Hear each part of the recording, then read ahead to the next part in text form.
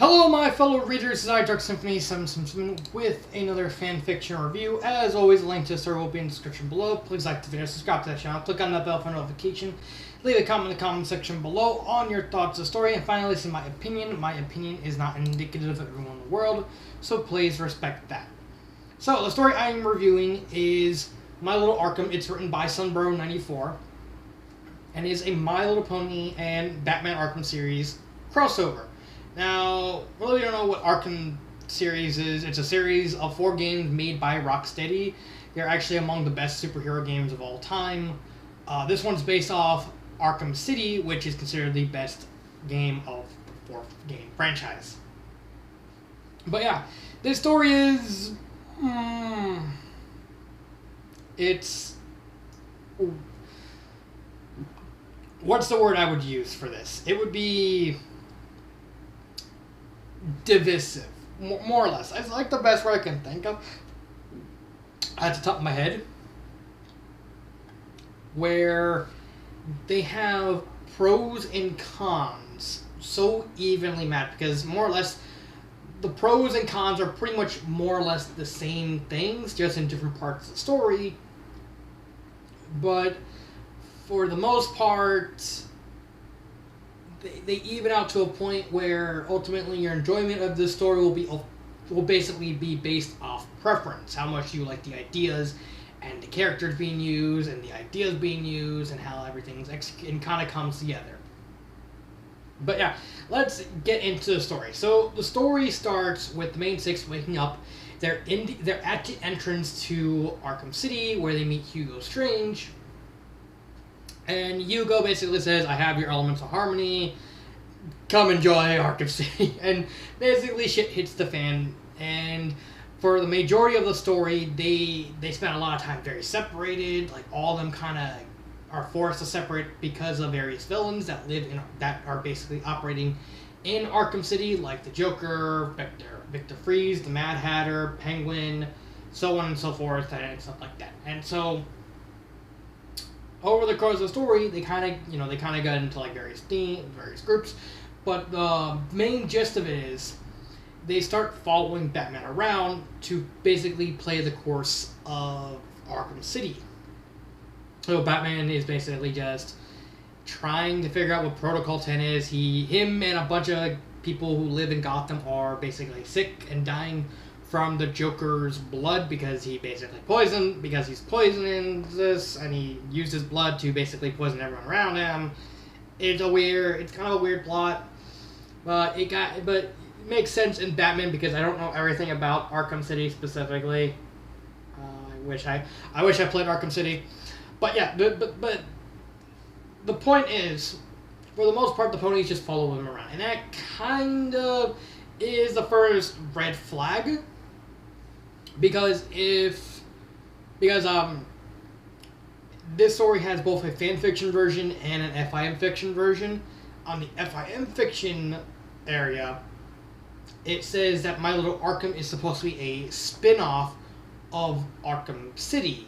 It's just from the point of view of the ponies instead of Batman. And it's kind of weird when you read through the story and realize this doesn't feel like a spin-off, because it's just playing the events of Arkham City just more or less from the point of view of the ponies. It's not a spin-off, that's just a retelling. It's very different. It's weird. Like I said, the pros and cons are pretty much even. It's just basically how your interpretation of pros and cons are used is just basically what happens. So, more or less, it's just the plot of various parts of Arkham City, just with the ponies attached to it. Yeah, you get younger. So so the plot kind of goes, they have to try and stop Hugo Strange from executing Protocol 10. They have to deal with the Joker, they have to deal with the Penguin, they have to save Victor Freeze's wife, Nora, and it kind of gives off the vibe that the author wanted to do more with the story. The author wanted to do a lot more with the story, but then realized how daunting it was, and decided to play the story safe, which is what we got when you actually read the story.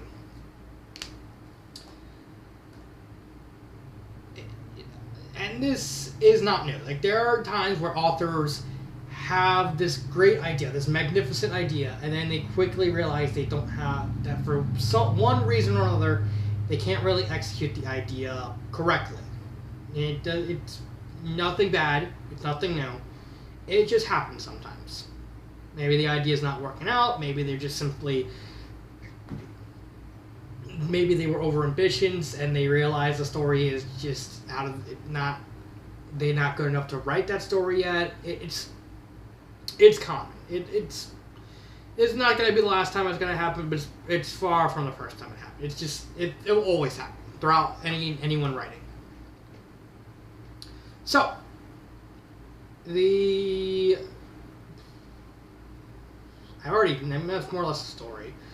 The characters. We have 6 characters. I'm not counting Batman, and I'm not counting Dr. Freeze, because Dr. Freeze is kind of connected to one of the ponies, and Batman more or less just acts like what he does in Arkham City.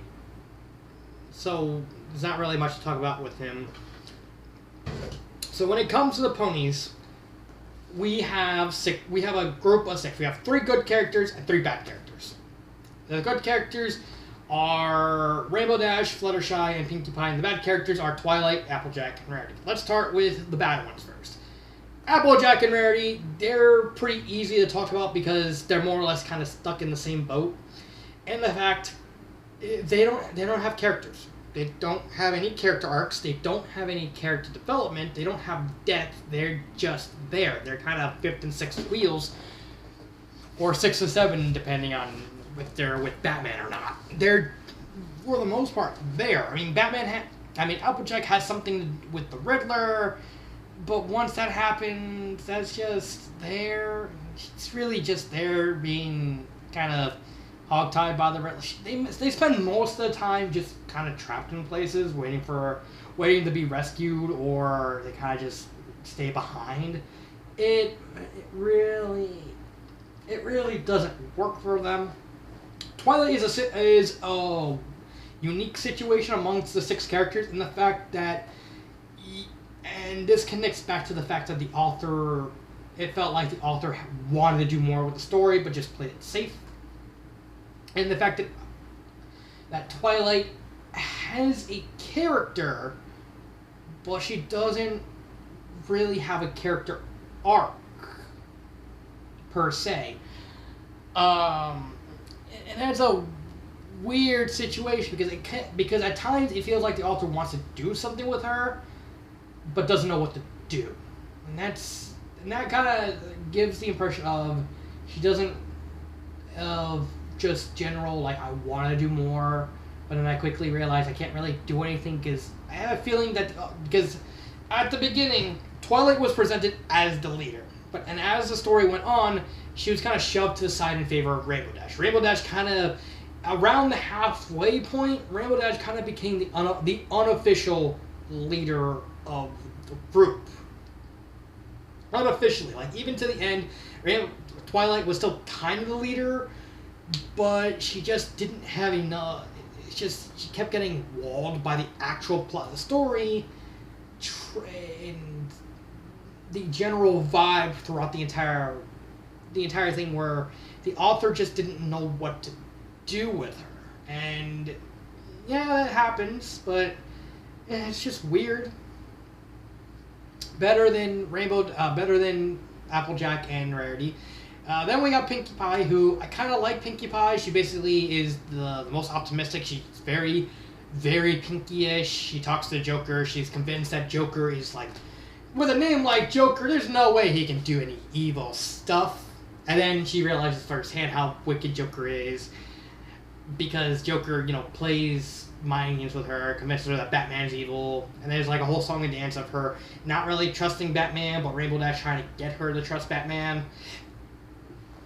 And, they kind of go through Wonder City, and they meet Ra's al Ghul, and she's learning and she's going through the trials of demons. She drinks Lazarus, so I think she has some kind of, like, she ages slower, and all that, and all this stuff. But there's one aspect of Pinkie that just doesn't work in the story, and that is when she breaks the fourth wall. Now, I get it that that's what Pinkie does.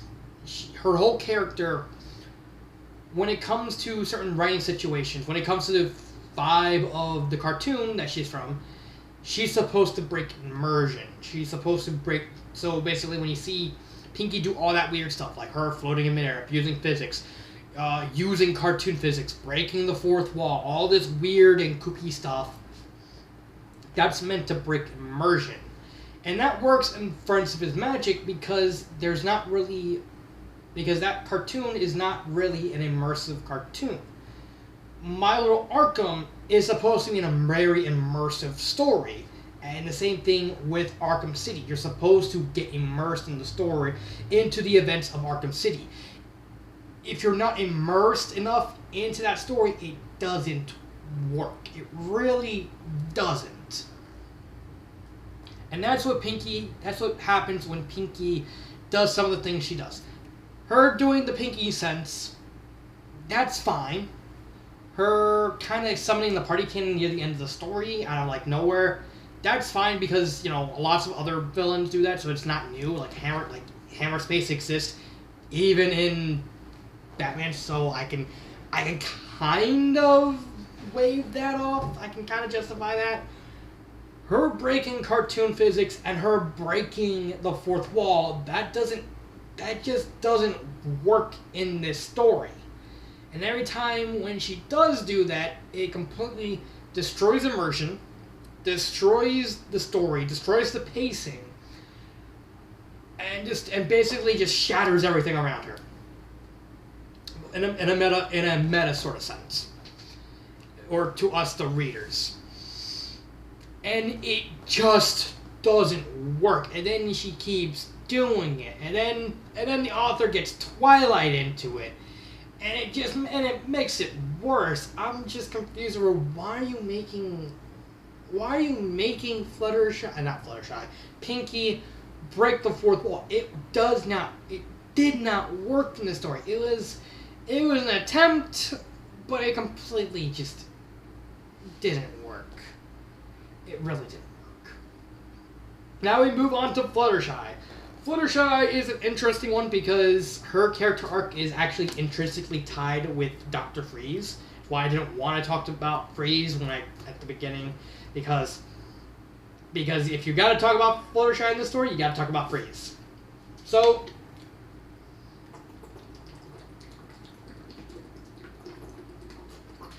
I'm thirsty. It's actually hot in here. So Fluttershy's character arc actually starts at the very beginning, where her and Rarity are kidnapped by Cobblepot, aka Penguin. And Rarity is kind of like shoved to the side as like the weird, like the pony she is, and Fluttershy is dumped in with Dr. Freeze. Dr. Freeze realizes how, you know, demure and kind she is, and she reminds him of Nora, Victor Freeze's wife. And so it's actually a very neat character arc. As over the story happens, Fluttershy constantly finds her way to Freeze, and Freeze is actually, and they're kind of like evening out each other. They're kind of becoming friends, and, you know, just talking and stuff like that. And Fluttershy actually sympathizes with Freeze over the simple fact that Freeze is still doing bad things. Like, she doesn't know that Freeze is doing... She doesn't know until very late in the story that Victor Freeze is actually hurting people and doing all these things. But once she does, she realizes that he's not really doing evil things for the sake of evil. He just wants to help. He wants to save his wife. He's doing evil things for what's essentially a good reason. And she actually kind of sympathizes with that. She still agrees that, yeah, that's still kind of bad, but it, compared to literally all the other villains in Arkham City, it stands out in her eyes, because here you have Penguin, he's just doing evil things for evil things. Here's Joker, he's just doing evil things for evil things. Here's Victor Freeze, he's only doing evil things to save someone who really wants to save because he loves her with all his heart, and and so does she. When she was alive, so does she. Which leads to my biggest problem with Fluttershy's character arc, and that is the Freeze boss fight. Yeah, why wasn't she there? Like, why wasn't she there? It's like, before they're about to fight Victor Freeze for the boss fight, Fluttershy gets separated from Freeze, and then kidnapped by the Mad Hatter. I'm just like, okay, this is weird. Are they gonna do Mad Hatter before the Freeze fight? Because until the Freeze fight actually happened, I honestly thought that Fluttershy was going to be involved in that part, because that actually seemed like the actual endpoint to the character arc. Like, that Fluttershy was going to basically defuse the situation, and the Freeze the Freeze boss fight was going to actually play out completely different, because Fluttershy wanting to simply calm Freeze down and just defuse the situation. And instead, Fluttershy gets kidnapped before the Freeze fight happens, and Rarity takes her place, which just makes no sense, because yeah, Rarity had some connection with Freeze when they were both held hostage by Penguin, but it kind of seemed like a letdown. Like, yeah, she kind of lands some hits on Freeze, but why do that? Like, just why? It makes no sense. So, and then after that, the story kind of does end on a happy note. Like, at the end, Fluttershy offers Freeze, like, do you want to live in Equestria? And Freeze actually respectfully declines. Like, he says, I would go if I want to, but I'm not going without my wife. I want to save her. I want to cure her. And then their story ends with actually Fluttershy going, after they left Arkham City, going back to Arkham City, and basically being joined by Princess Celestia and making the same offer, with Celestia promising that she'd be able to cure Nora. And actually does it. They actually, they end up living in Equestria, Freeze and Nora. They move into Ponyville. Freeze becomes like an ice cream vendor, and him and Nora are actually very happy. I honestly think that was a very happy ending. I thought that was very nice. But then, make way for Rainbow Dash. I love Rainbow Dash's character arc. She had the best character arc, she had the best character, she actually had character depth, she had character development.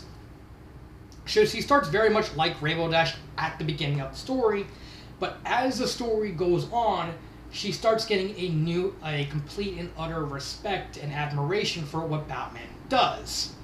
And so there's a point where they're trying to save Rarity and Fluttershy and stop the Penguin. Rainbow Dash actually falls into the ice-cold water of a shark tank, and they manage to save her by Rarity fixing up her and heating her up, and also fixing up her wing, because she actually hurt her wing too. But at a certain point in the story, her wing actually re-breaks completely out of nowhere, and she actually starts to feeling the effects of her being dumped into the pot hours after the fact. And I actually like that, because that was actually a very subtle, a very, very clever foreshadowing to the fact that Strange is actually completely messing with the elements of harmony, and so they're kind of just, and so like Twilight's kind of slightly losing control of her magic, so her magic kind of wore off Rainbow Dash, and then Rainbow Dash dies. Like, Rainbow Dash actually dies partway through the story. She gets revived in the Lazarus Pit with Ra's al Ghul, but then the Lazarus Pit side effect comes into play. She goes mad. She tries to kill Twilight because in her psychotic mind, she blames Twilight for being the reason she dies. But then, she gets saved. She's following Batman around, kind of really sticking to Batman's side a lot. To the point where when Joker challenges Batman for the final showdown, Rainbow Dash is like, I'm following him. I don't care. I don't care. I'm helping him. I'm saving him. And basically starts acting a lot like Batman does. She becomes very snarky and kind of withdrawn. And then that plays into the ending. No, I wasn't done. Yeah, she gets very snarky and withdrawn. She gets like very, very focused. She starts acting like him to a minor degree, and that kind of parlays into the finale at the end where they go back to Equestria, where she feels like she's missing something, like she changed from living in Arkham, and especially from when she died and she was recovering, and so her decision is to basically become Equestria's version of Batman by becoming Batman. And I really love it. She even gets Dr. Freeze into it. Is like, can you like make these computers for kind of be like a Batcave? Come on, Victor. I know you can do it. Will you leave me alone after this? Yes. You buy a tub of ice cream? Fine. I choose the flavor. All right, let's do this. And basically, she turned into Batman. Complete with the epilogue. We'll talk about that. But yeah, like I said, this story is very, very even in how it does the characters. Like, there's 3 good characters, there's 3 bad characters. So it's gonna be taking your pick.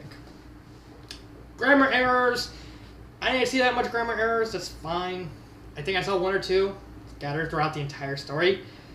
There is a problem exclusive to the fanfiction version where there's no scene cut, so it kind of feels very jarring when it kind of goes to like a point of view of another character. That's fine. But that's more of a problem just specifically for the fanfiction version. There's no problem in the fanfiction because it has scene cuts. I mean, they have breaks in the story, but that's fine. Pacing is another divisive part because, again, this kind of goes down to the fact that the author did play it safe, and so there's times where the author is trying to like speed up the pacing and try and do something crazy with the writing, but then kind of reins it in for some reason. But the core pacing itself, it really depends. It actually varies from part to part. Like when they're trying to do like, it keeps a steady pace, but it slows down whenever they're watching Batman or whenever Batman's not around. But then it picks up when they actually join in and help out Batman. Like when it comes to like the boss fights, they actually kind of slightly faster paced, and that actually to kind of simulate the vibe of this is a boss fight. This is a really actiony sequence. It's just doing stuff, and it actually is kind of good, and that makes the pacing of the story kind of very malleable, where like it slows down and speeds up over and over, and but it keeps that consistent rhythm and makes it feel natural. Yeah, that works, but at the same time you can tell that there are points in time in the story where the author is kind of like intentionally reining it in. Like he wants to do more with the story, but he can't, or he doesn't want to. It gives off that very, very weird vibe. So, that is the full review. Would I recommend this story? I don't know. I honestly don't know whether or not to recommend this story, because this one, it has as much as pros as it has cons, and there are largely this, and the pros and cons are pretty much the same. The story is played safe, but the story is actually executed well. There are 3 badly written characters, but there are 3 good written characters. The pacing is actually fits the vibe of a Batman story, but it does also seem to be intentionally reined in. There's just so much going on with. Here's what I like. No, I already mentioned that earlier. There's so much going on with the story, and the fact that he's trying to want to let loose, but he's weirdly holding back. It's just very weird. There's also the fact that despite the fact it's a spin-off, it seems strangely focused on the actual events of Arkham City, but doesn't really doesn't give the vibe of a spinoff. It's weird, but I do think the idea is executed safely. If it was a personal thing, I wouldn't recommend it. I think the author just played it too safe for my liking. I think maybe if there's some kind of experimentation or did something crazy and kooky with like a villain that didn't appear in Arkham City, maybe I would have done something, like I would have at least appreciated. But as a critic, I would probably split this right down the middle. Your enjoyment of everyone's going to have a different opinion on the story. You're either going to like it or you're going to hate it. There is not going to be much of an in-between. And as a critic, that's where I have to put it, because it's just so evenly divided in pros and cons that I just can't. There's just nothing that sways it one way or the other. It's just smack down right in the middle. Favorite part? I would have to say the epilogue. Like, honestly, I really love the epilogue. Why do I love the epilogue? With Rainbow Dash donning the Batmare outfit and going to Manhattan? Because it's one giant reference to the intro sequence to Batman, the animated series from the 90s. I love that reference. That I completely lost my mind when I read that part, and it's like, he's really referencing that show. He's a madman, and it works so well. They even had time to reference the iconic line from the cartoon, "I am vengeance. I am the night. I am Batman."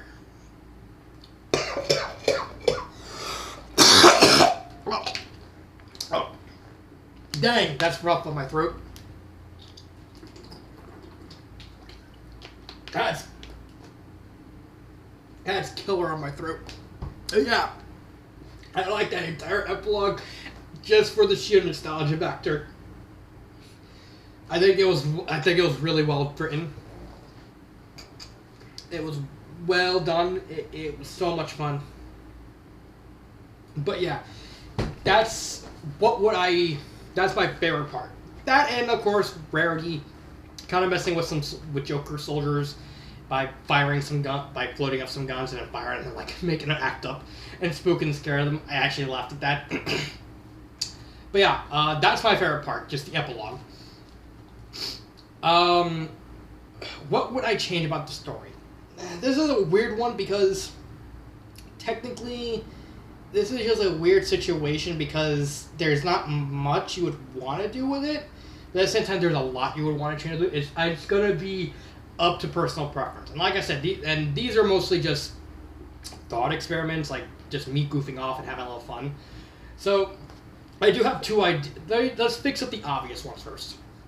The first change I would do is have Fluttershy get involved in the Freeze boss fight. Instead of Rarity, have it be Fluttershy. He freezes all the other ponies. Still have Mad Hatter kind of take some of the ponies. Like, you can still do that, just not Fluttershy. Have the boss fight kind of start normally with Freeze learning all the tactics that Batman is doing. They try and get to hit him. But Batman makes a mistake. Freeze catches him, but Fluttershy flies in front of Batman to protect him.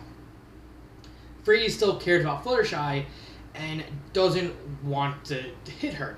And so basically Fluttershy would tell him off, basically tell him, what would Nora think of this? What would Nora think of what you're doing? And he realizes that he kind of went too far. Like, he has his finger on the trigger, and like Fluttershy's talking to him and basically trying to calm him down and say, Fluttershy's going to like, Freeze, you do realize if Batman doesn't give you the antidote, he won't be able to find Nora. And she's trying to just calm him down, defuse the situation, and he reluctantly agrees. And then basically and then of course it continues like normal. Instead of Batman, it's Freeze opening the safe, finding that the antidote was taken by Harley. That's fine. That would be that one. The other thing I would be, get rid of the fourth wall breaks with Pinkie. They just don't need it. I can deal with the cartoon physics to a point. but I can't. The fourth wall break is just too much for what the story needed to do with her character. It was just too much. It's fine for what she. Everything else, the Pinkie sense, the hammer space, the abusing. I can even to a point tolerate the cartoon physics. The fourth wall break is just too much. It just really didn't need to be here. It really didn't need to be here. But yeah, that would be what I would change about this story. Like I said, if I wanted to change the actual structure of the story, maybe instead of them going against Strange, they go against Riddler. Like Riddler finds out the ponies are there, and he kind of starts teasing them and kind of messing with them, and they have to try and beat the Riddler because it turns out Riddler had the elements of harmony. Like he got them from Strange. And it's basically like, just keep, like, he has all of them except for magic, have Strange, have magic. And I have the elements of harmony. And so over the course of the story, they're actually, it gives them all these riddles and stuff to give them and if they beat him at each part, he gives them an element of harmony. And then they finally catch him and it's like, oh yeah, I didn't have magic. Who does? He does. And he points to, like, Wonder Tower. And it's like, then they have to try and get into Wonder Tower after Batman was, like, already making his way up. They managed to run into Strange, they run into Sombra, they get the element of harmony, and that'd be it. Another thing you can do would be maximize that epilogue from the story, with Rainbow Dash being Batman, and do a sequel where it's literally Batman, the animated series, but with ponies. Picture it. Instead of have it be like each chapter is an actual episode of the cartoon, but just replace it like pony analogs. Like you have a pony version of the Joker, a pony version of the Penguin, pony version of all these characters, and just to make it interesting, have a running gag where Rainbow Dash is like bothering Mr. Freeze, and he's like in his little ice cream parlor. It's like, I don't want to do this I don't want to be evil. And Rainbow Dash is like, please, just I need someone to practice with. And you're like the only person who's actually good at his job. And he's like, no, I don't want evil. I just want to make ice cream with my wife, Pistachio, right? Here you go, little pony. But they actually do. But it would be a fun idea to have Nora actually get into it. It's like, can I be the evil villain? It's like, no, Nora, don't. Come on, please. No, please. No, please. All right.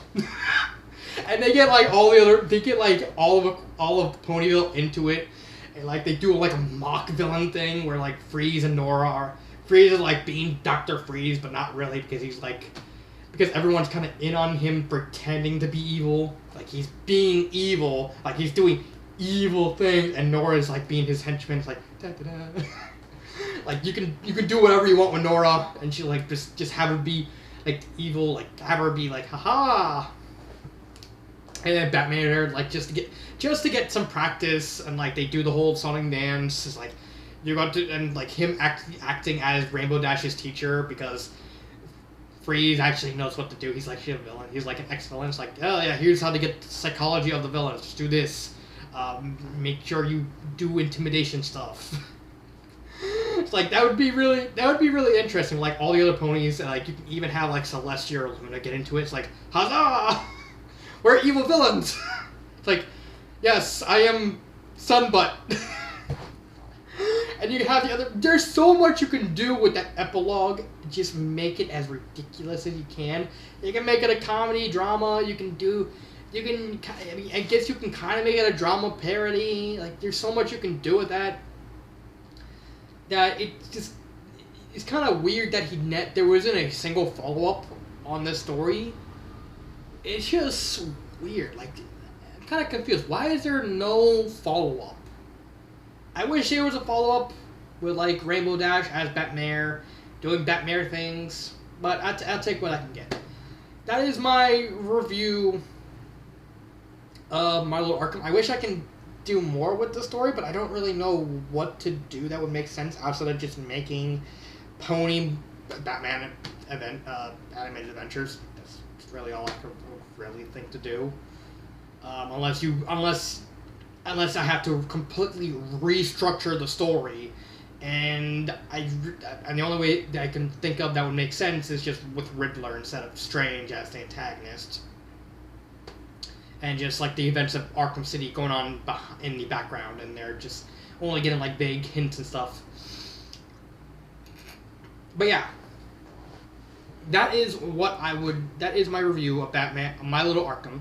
I think it's really just going to come down to you, the reader, over whether or not you think it's good or not. It's going to whether or not you think it's good or bad, it's pretty much just going to be up to you. I think it has both pros and cons that just balance each other out and just cancel each other, so it doesn't really sway one way or another. But that's just me. So this has been Dark Symphony 777, and cut.